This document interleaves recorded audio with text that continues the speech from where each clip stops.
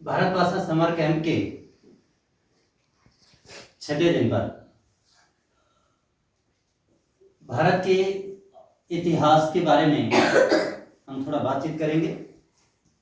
जो भारत का इतिहास है बहुत प्राचीन और समृद्ध इतिहास है।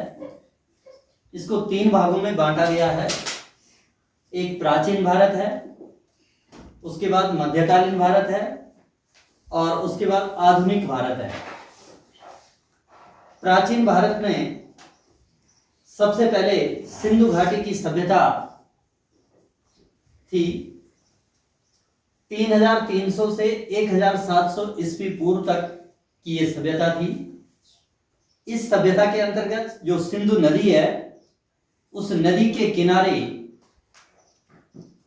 एक विकसित शहर, एक शहर का विकास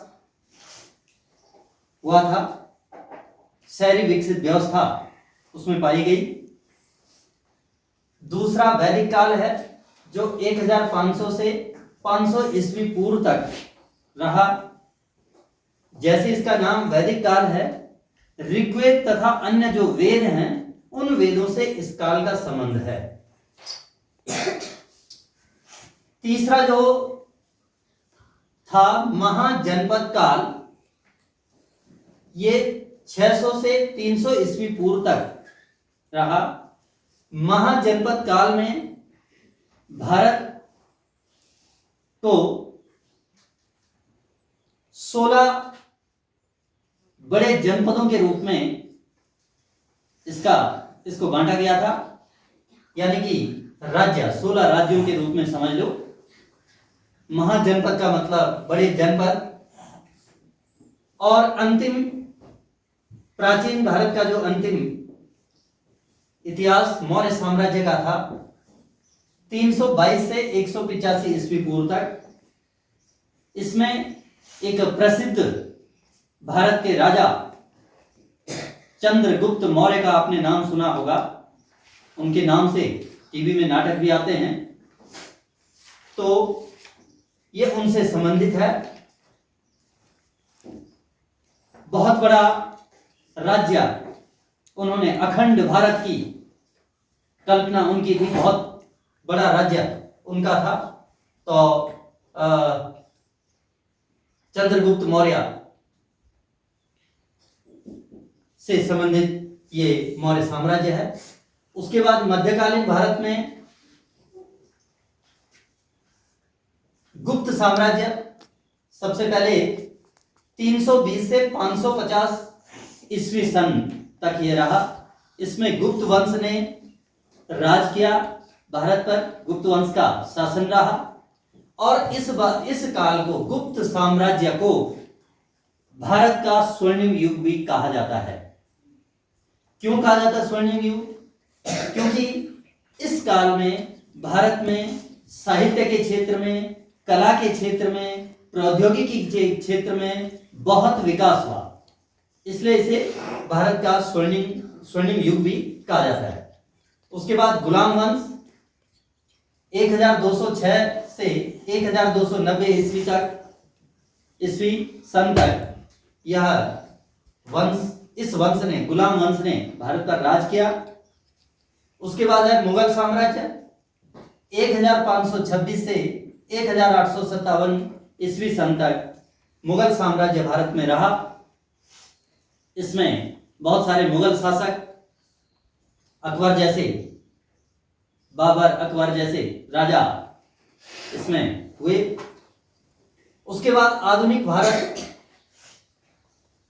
भारत में सबसे पहले ब्रिटिश ईस्ट इंडिया कंपनी 1600 से 1858 ईस्वी तक, यानी 1600 से 1858 ईस्वी तक ये ब्रिटिश ईस्ट इंडिया कंपनी का काल यहां भारत में रहा। ये इंग्लैंड की एक व्यापारिक कंपनी भारत में व्यापार के नाम पर आई थी और उसने धीरे धीरे पूरे भारत को अपने नियंत्रण में ले लिया और हम धीरे धीरे गुलाम बनते गए अंग्रेजों के। पूरा भारत धीरे धीरे अंग्रेजों का गुलाम हुआ। उसके बाद भारतीय राष्ट्रीय आंदोलन, जब गुलामी से परेशान हुए भारत के लोग, तो 1857 से 1947 ईस्वी सन तक चला। इसमें देश को स्वतंत्र करने के लिए जो आंदोलन हुए वो इस दौरान हुए। और तो ये हमारा भारत का एक संक्षिप्त इतिहास था।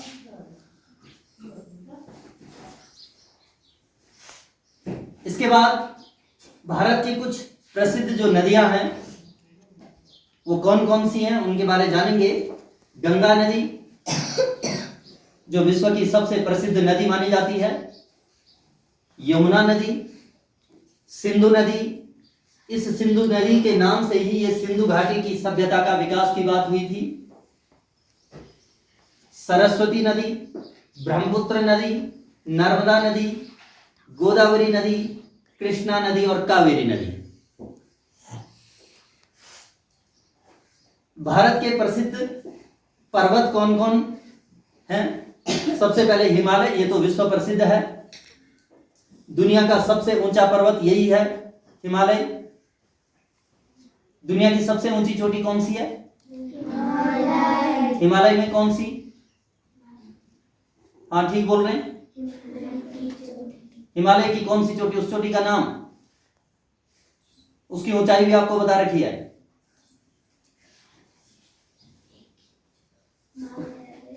हाँ ऊंची आवाज। माउंट एवरेस्ट, वो हिमालय में ही है। तो हिमालय दुनिया की सबसे ऊंची चोटी है। कितनी ऊंचाई है माउंट एवरेस्ट की?